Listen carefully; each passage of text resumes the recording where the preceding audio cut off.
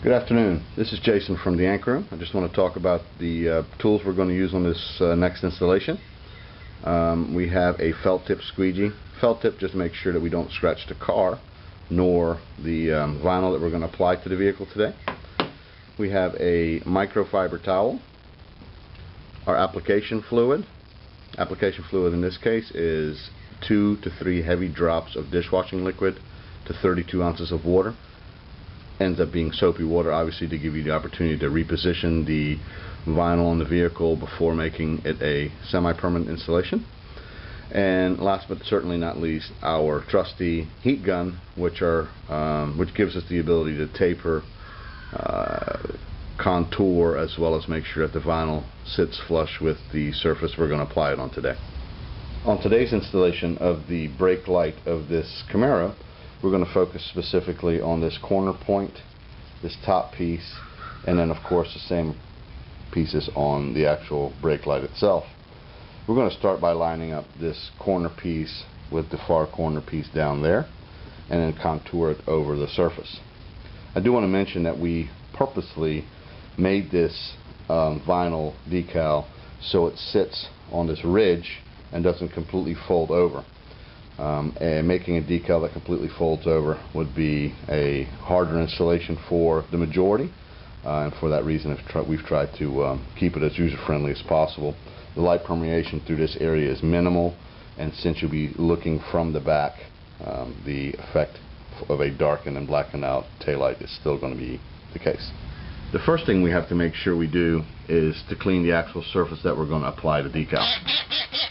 Application fluid is probably the best solution for the job.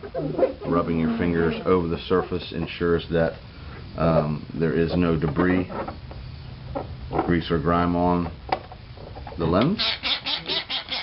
And the nice thing is, since we'll be using application fluid to install this item anyway, we're already one step ahead. As mentioned, we're going to start from the corner and align it. Go ahead and peel the tint from the backing paper. Spray it heavily also with the application fluid, and apply it to the lens again. And you can't use too much of this stuff initially. And as I mentioned, start by aligning this corner and that red ridge to where it sits nice and flush, and then work your way to the left. Follow this contour right here, keeping in mind this lower piece to make sure that the cuts fall over also. Now you'll probably notice there's slight excess material on the top as well as the bottom. Don't worry, that's all going to go away once we apply some heat from the heat gun, our last but most necessary tool.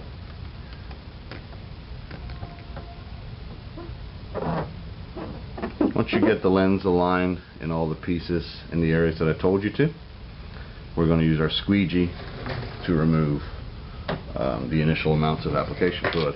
I like to spray the outside lens because it gives the squeegee something to slide over. And as you can tell, I'm starting in that corner again, and again, don't worry about the bubbling. Most of that's going to go away when we apply heat anyway.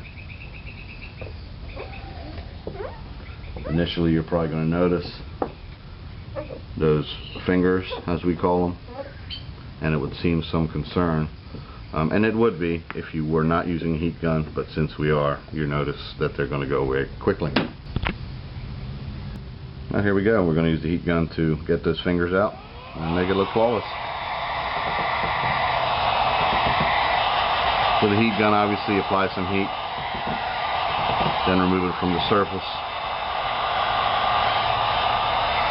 Make sure we don't burn anything. As you can tell, the fingers get smaller because the vinyl is shrinking.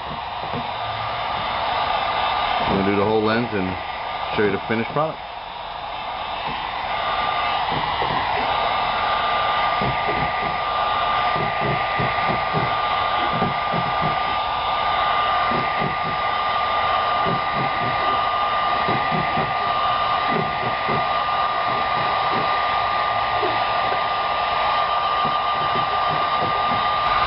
may also notice some slight overlap in some areas, which is done intentionally.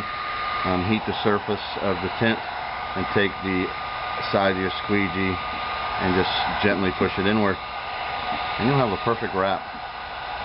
That's pretty much the final product. Thank you again, and have a great day. Using your microfiber towel, which is wet, or damp I should say, and of course your heat gun to get out these little runners or fingers is probably the best tool, because you can just massage them out. You apply a little heat, remove, and then just massage them in place. You pretty much make the whole lens contour. Just remember not to apply too much heat in one spot for too long, otherwise the tint will melt and you won't have the best results.